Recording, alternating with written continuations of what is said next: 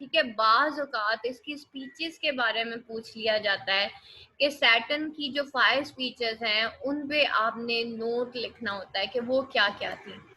ठीक है, सबसे पहले सैटर्न का कैरेक्टर है, आपके करंट नोट्स के अंदर भी लिखा हुआ है सैटर्न का कैरेक्टर, वो भी एक दफा पढ़ लीजिएगा, लेकिन मैं आपको थोड़ा सा डिटेल बढ़वाना चाह रही थी सैटर्न का कैरेक्टर, तो वो हम देख लेते हैं। Satan in Paradise Lost Milton. ठीक है, Satan as portrayed by Milton was a different kind of character. उसने ये जो कैरेक्टर बनाया, जो पहला पहला कैरेक्टर, जब आप टेक्स्ट पढ़ेंगे तो उसमें पहला कैरेक्टर जो आता है वो सैटर्न है, was a different kind of a character in an epic accordingly to the strict rules of dramatist art. Saturn should be a piece of villain. ठीक है, अब ये ड्रामेटिस्ट आर्ट के तहत सैटर्न क्या है, ये पीस ऑफ विलन है, but he is the most important character of the poem. The narrative which Milton selected for Paradise Lost is dependent for its actions on a wicked character rather than a hero. और जो narrative है जो कि Milton ने select किया है paradise lost का, वो क्या है, इज डिपेंडेंट फॉर एक्शन और विकेट कैरेक्टर. उसने उस विकेट कैरेक्टर के ऊपर जो है उस ज्यादा मतलब उसको एम्फसाइज किया है rather than the hero. Hero से ज्यादा इस विकेट कैरेक्टर के ऊपर मिल्टन ने एम्फसिस किया है. ठीक है, but paradise lost exist for one figure that is Saturn. और ये भी कहा जाता है, ये कोट आ गई है कि पैराडाइज लॉस्ट जो है वो क्या है, वो एक फिगर है, and that is the one figure that is Saturn. ये एज एबरक्रॉम्बी रिमार्क्स, एबरक्रॉम्बी ने कहा था ये सैटर्न के बारे में. Saturn has all the heroic qualities. Beside being nobility and dignity, he has valor and determination, which goes to make him a great hero. As the Paradise Lost opens, we see Saturn in a hopeless situation. He and his companion are hurled down to bottomless pit of hell. Heaven is lost to Saturn and his companion, and they are doomed to live forever in the darkness of hell. Heaven जो है वो lost हो गई to Saturn.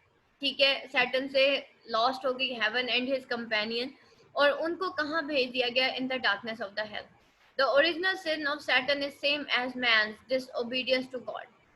Original sin जो था Saturn का, वो भी वही था जो मैन ने किया था, डिसओबीडियंस टू गॉड. दोनों ने ही गॉड को डिसओबे कर दिया था. At the very outset of book 1, we see him as fallen creature. Fallen cherub to be weak is miserable, doing or suffering. ठीक है, वो क्या था, एक fallen cherub था जो कि in miserable condition था, जो doing और suffering कर रहा था. Like a hero, Saturn has the power of recovery in the face of defeat. It was Saturn who first of all arouses himself out from the lake of fire. God banished Saturn, but at once his active mind begins to scheme and make an effort to join his shattered forces. God ने Saturn को banish कर दिया, निकाल दिया जन्नत से, but once his active mind begins to scheme, लेकिन उसका active mind जो है, जो रह गया था, उसने scheming शुरू कर दी और उसने एक effort की कि वो अपनी shattered forces को यानी कि ज्वाइन कर सके, दोबारा से इकट्ठा करे. The best poetry of Paradise Lost is found in paragraphs where Satan appears और speaks. In his 5 speeches, he appears as magnificent figure. Saturn's speech is incessant autobiography. Saturn की जो स्पीच थी वो एक incessant autobiography थी, और ये किसने कहा, एलिस लुइस लिमार्क. We first analyze Saturn's character through these speeches and then try to locate with overall Miltonic argument. अब let's see Saturn के कैरेक्टर को हम देखते हैं उसकी स्पीचेस के through. Saturn's first speech is the one of the pure Miltonic lyricism. He asks his followers not to lose heart and advises them what odd but though field is lost, all not lost. वो कहता है क्या हुआ अगर वो जन्नत के बाग हमसे छिन गए, सब कुछ तो नहीं छीना ना. These famous lines embody not of the spirit of Puritan or armies but the spirit of Hitler. ये सिर्फ जो है, अब अक्सर कहा जाता है कि इसके अंदर जो है कैसे ये एक रेनेसेंस एपिक है ना, तो यहाँ पे देखें कि इसके अंदर जो है स्पिरिट ऑफ प्यूरिटन और आर्मीज भी था, बल्कि स्पिरिट ऑफ हिटलर भी था. In this speech he appears as leader Accordingly, the leader of angels go to the solid plane where Saturn exhorts Beelzebub to come over his disappointment and face the situation bravely, in which they are courage never to submit or yield, courage never to submit or yield what is else not to be overcome. और यहाँ पे वो bravely क्या कहता है, where Saturn exhorts Beelzebub, बेल्जेबब को वो झंझोड़ता है ओवर हिज डिसअपॉइंटमेंट कि भाई ये सारी सिचुएशन को ब्रेवली इन्होंने फेस करना है, in which they are courage never to submit और यील्ड, कि उनके अंदर वो करेज है कि ना तो वो झुकेंगे ना ही वो कटेंगे, but is else not to be overcome, और अगर वो नहीं झुकते, नहीं हार मानते, तो कोई भी चीज उनको हरा नहीं सकती, कोई भी चीज ओवरकम नहीं कर सकती उनको। The second speech show Satan's heroic power, और जो सेटिंग पहली जो है प्योर मिल्टोनिक लिरिकिज्म देखते हैं हम उसकी फर्स्ट स्पीच के अंदर, सेकेंड स्पीच के अंदर हमें सैटर्न की हीरोइक पावर नजर आती है। But he has burning out of audacity and superb self-confidence in which he says to be weak in miserable doing or suffering, जिसके अंदर वो क्या कहता है, to be weak is कि कमजोर होना ऐसे है जैसे मिजरेबल डूइंग और सफरिंग, ठीक है, कि हम कोई मिजरेबल डूइंग कर रहे हैं या हम सफरिंग। वो कहते हैं ना कि है जुर्म ज़ईफ़ी की सज़ा मर्गे मफाजात, ठीक है, अफराद के हाथों में है अकवाम की तकदीर, है जुर्म ज़ईफ़ी की सज़ा मर्गे मफाजात, कि एक दफ़ा आप अपने आप को कमज़ोर तसव्वुर कर लेते हैं ना, तो आप अपने ही मर्गे मफाजात क्या है, आपके पास जितने भी रिसोर्सेज हैं आप समझ लें आप उनको यूज़ नहीं कर सकते, ठीक है, जिसको मैं कहती हूँ ना तेरा तरीक अमीरी नहीं फकीरी है, खुदी ना बेच, गरीबी में नाम पैदा कर, जो है उसमें नाम पैदा कर लेना, जो नहीं है उसको क्यों रोते हैं, ठीक है, जो नहीं है उसको ना रोए ना, जो है उसमें नाम पैदा कर लें। वो यहाँ पे यही बात कर रहा है। इसकी स्पीचेस बहुत ज्यादा मोटिवेटिंग है, जो मिल्टन ने सैटर्न की स्पीचेस लिखी है ना, वो यही तो कहते हैं, to be weak is miserable doing और suffering. In this speech, he says that if God attempts to turn all evil into good, he must sacred the duty of fallen angels to foil his efforts and turns all good into the evil. और अपनी speech के अंदर वो क्या कहता है कि अगर गॉड अटेम्प्ट करता है ऑल इवल इनटू गुड, कि तमाम इवल को अगर वो गुड में टर्न कर दे God, he must secret the duty of fallen angels to foil his effort, तो वो तमाम से जो है फॉलन एंजल्स को ड्यूटी देगा कि वो खुदा की जो गुड्स हैं उनको खराब कर दें, and turn all good into evil, और तमाम गुड को इवल में कन्वर्ट करते हैं। आपको पता है जब हम किसी पे एहसान करते हैं, ठीक है, तो हमारी नेकी शैतान इंतजार कर रहा होता है, ये किस वक्त एहसान जताएगा तो इसकी सारी नेकियां बर्बाद होंगी, तो शैतान उसको अच्छे तरीके से पंप करता है, उस नेक इंसान को जिसने किसी को सदका किया होता है, किसी की हेल्प की होती है, बस वो एक दफा कहता है ना, ये देखो ये मस्जिद जो मैंने ये जो बनी है ना इसमें मैंने चंदा दिया था, बस उसकी सारी नेकियां जाया हो जाए एट दैट टाइम। तो क्या होता है, वो हमारा सारा गुड इनटू इविल टर्न हो जाता है। तो बेटा जी नेकियां करना आसान है, उसको संभाल के रखना मुश्किल है, ठीक है, कुरान पढ़ना आसान है, उस पर अमल करना मुश्किल है, उसको संभाल के रखना मुश्किल है, भूल जाता है, ठीक है। तो दीज आर द थिंग्स कि शैतान बैठा है इसलिए हमारी सारी नेकियां इनटू इवल में कन्वर्ट करने के लिए। तो देखें वो मतलब आप ये देखें कि कुरान में लिखा है कि शैतान खुला दुश्मन है ना, शैतान खुद बता रहा है मैं ऐसा हूँ, एक हमें समझ नहीं आ रही।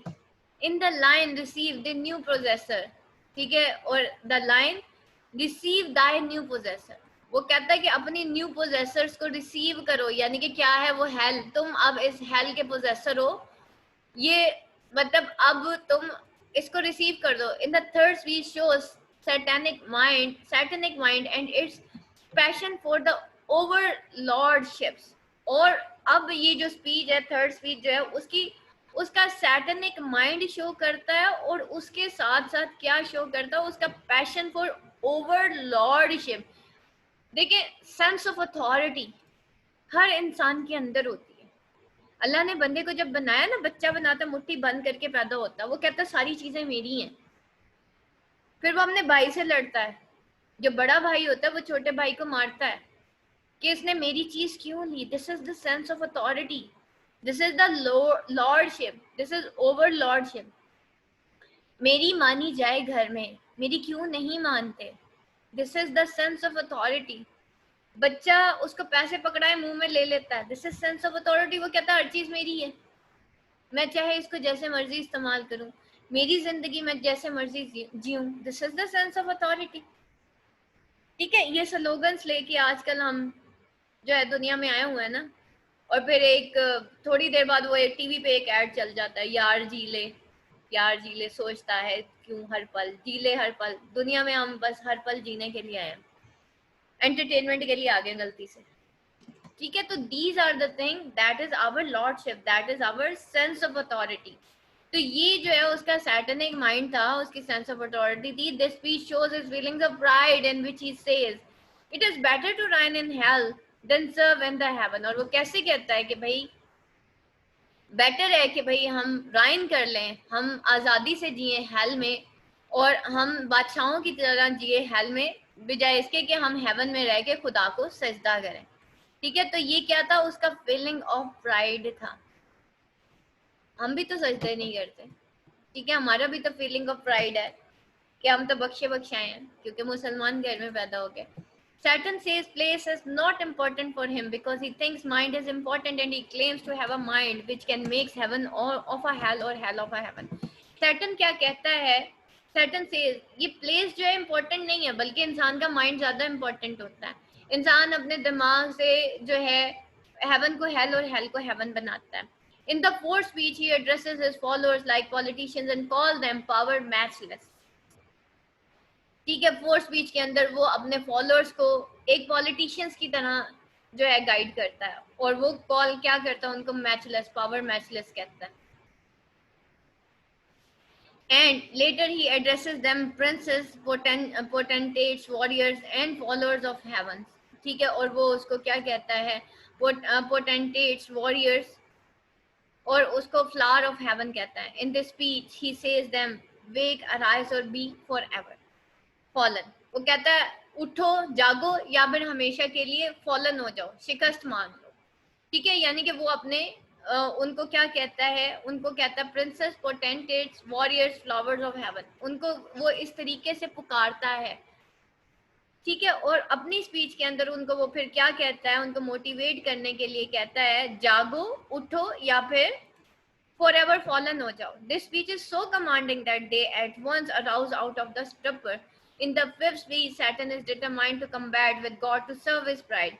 In his followers, he says that they must not think of peace. War, then war, open or understood, must be resolved. From Saturn's speech, it appears that Saturn should be heroic character, but we cannot sustain this line's argument when we read the text more deeply. But one can say Milton devil as moral being is far superior to God. Milton का devil जो है as a moral being जो है उसने बहुत ज्यादा जो है सुपीरियर बना दिया गॉड से। रिमार्क शैली, शैली ने ये कहा था कि भाई उसने तो ज्यादा ही सुपीरियर बना दिया। आपको पता है एक क्वेश्चन आता है कि who is the hero of Paradise lost, वो सैटर्न था, गॉड था, या एडम था। अब यहाँ पे मिल्टन के ऊपर एक चार्ज लगा था कि भाई उसने तो सैटर्न को ज्यादा खूबसूरत तरीके से बयान कर दिया। In this poem Satan turns from hero to general, from general to politician, from politician to secret agent, thence are taught, and finally to a snake. Such is the progress of Saturn. As Gardiner remarks, Saturn carrier is a steady progress from bad to worse and end with complete deformity. कि Saturn का career जो है वो एक steady progress था जो कि bad से वर्स की तरफ जाया गया और कंप्लीटली एंड में वो डिफॉर्मिटी। डिफॉर्मिटी क्या होती है, अपनी फॉर्म से भी हट के वो एक टोड बन जाता है at end Tilliard was right when he says Saturn is not a hero, he is an archangel ruined. वो हीरो नहीं था बल्कि वो एक आर्क एंजल था जिसको जो कि रुइन कर दिया गया था, तबाह हो गया था। God uses evil design of Satan to assert his eternal providence. खुदा ने अपनी हाकमियत आला को बताने के लिए, शो करने के लिए सैटर्न का डिजाइन जो है वो इवल बनाया था. One may put forward the point that Saturn embodies Milton courage, love of freedom, republication and hatred of tyranny. कुछ लोगों का ये भी कहना है, क्वेश्चन यही आता ना, मिल्टन डेवल पार्टी से था या नहीं था. क्या मिल्टन जो है उसका झुकाव शैतान की तरफ ज्यादा था या खुदा की तरफ ज्यादा था. तो यहाँ पे वो जस्टिफाई करता है कि one may put forward the point that Satan ने एम्बडी किया करेज को, लव ऑफ फ्रीडम को, republicanism and hatred of tyranny को. Just as Milton oppose the autocracy of King Charles I and became the stern republican, so also Saturn defined authority of God and rebelled against him. In his own way, Milton was determined to rebel against constituted authority, and this unconsciously he puts into the mouth of Saturn. It is undoubtedly a matter of discussion whether Saturn is really a hero or of the epic or not. Saturn is at the center of Milton Paradise Lost, who dominate especially in book 1, 2, and N4. He is the heroic figure in the first two books. He is still an archangel, though he is rotting into the hell. His character, his power, his evil capacity must be exalted to show the epic greatness of coming conflict in order to rouse sympathy in reader and for redemption. There comes a time in life when character of Saturn gets distorted. There is an instance where little of heroism remains in him. When he takes the shape of Todd to worshipper in Eve's ear, जब वो Tod की शक्ल इख्तियार कर जाता है ताकि वो ईव के एयर में वो जो है विस्पर कर सके, he was stirred up by spear of Ethereal. At the close of the poem, Saturn's degradation is complete. और पोएम के क्लोज में सैटर्न की जो डिग्रेडेशन है वो कंप्लीट होती है, यानी कि उसको डिग्रेड किया जाता है. Truly speaking, man is really the heroic figure of the poem. It is all truth if we consider together Paradise Lost, where man, though conquered, wins the reader's sympathies and coming of the greater man is foretold. Paradise Regained, where divine man triumphs in later part of the poem. अब इसके जवाब में ना उसने Paradise Regained लिखी थी जहाँ पे इंसान जीत जाता है. In the later part of the poem, Saturn is not only vanquished ignominiously but also appears before the reader a mean, shifty, paltry creature as contrasted by the haughty, desperate impersonation of evil of the earlier work. The Puritans were God-fearing. It was a protest and reaction against the decadent spirit of the Renaissance.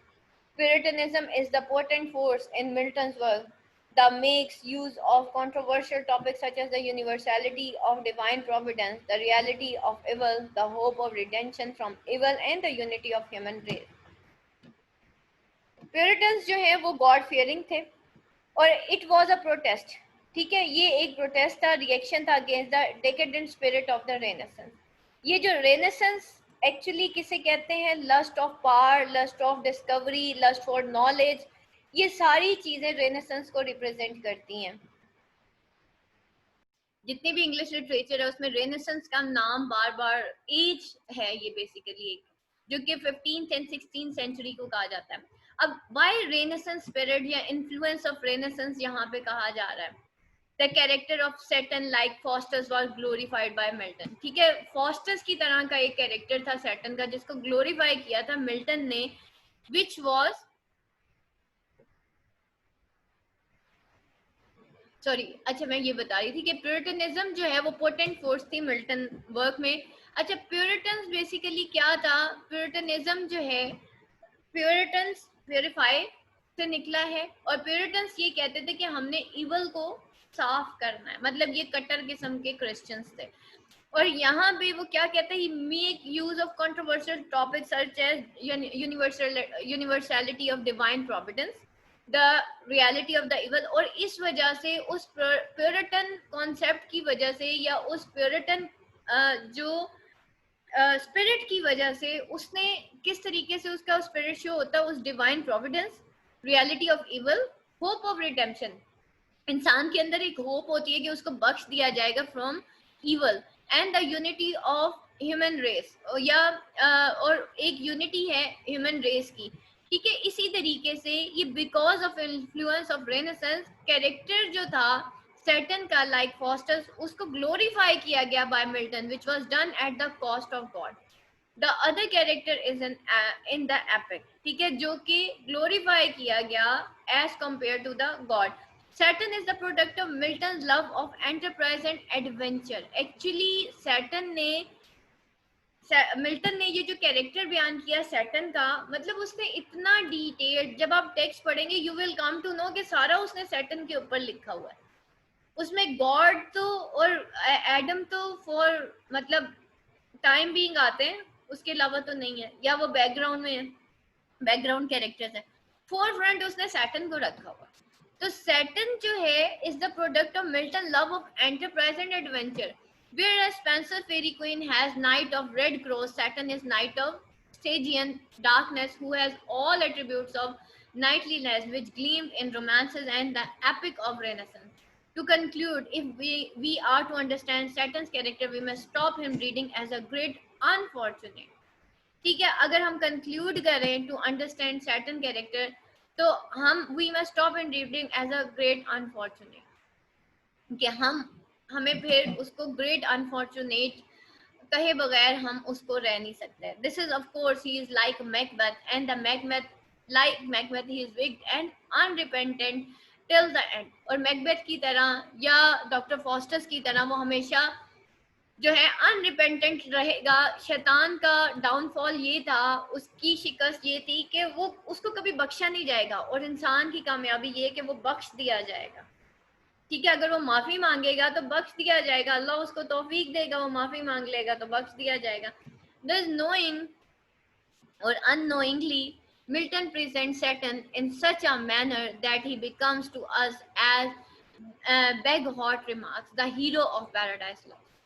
और हम जाने या अनजाने में Milton ने Saturn को इस तरीके से इस मैनर में बयान किया है कि वो जो है he becomes to us as bigot remarks the hero of Paradise Lost. वो अब hero of Paradise Lost बन चुका है, but the evil degenerates him from the role of a great hero to a cunning villain. This makes him a tragic figure hero, not an epic hero. If we go deep in Paradise Lost, we find that without Saturn, it would be nothing more than a theological thesis composed in verses. और if we go deep in Paradise Lost, तो हमें पता चलेगा without Saturn के it would be nothing more than a theological thesis, जो कि verse में convert किया है किसने, Paradise Lost में मिल्टन ने. ठीक है, तो दैट इज योर कैरेक्टर. तो इससे रिलेटेड जो है बेटा क्वेश्चन आता है कि who is the hero of Paradise lost. Hero को पढ़ने के लिए अब आपको पहले एडम का कैरेक्टर हम पढ़ेंगे, तो फिर हम इसका ये जो क्वेश्चन है आगे जाके एक क्वेश्चन करेंगे. दो क्वेश्चन इस टॉपिक से रिलेटेड आते हैं. Number 1, who is the hero of Paradise lost. Number 2, Milton जो है वो बिलोंग करता था डेविल पार्टी से. ये दो क्वेश्चन इसके साथ लिख लें. ये बेटा आज का आपका टॉपिक है, इसको एक दफ़ा देख लीजिएगा, पढ़ लीजिएगा. और एडम का जो कैरेक्टर है वो आपका होमवर्क है, उसका जो लिंक है वो मैं आपको शेयर करती हूँ.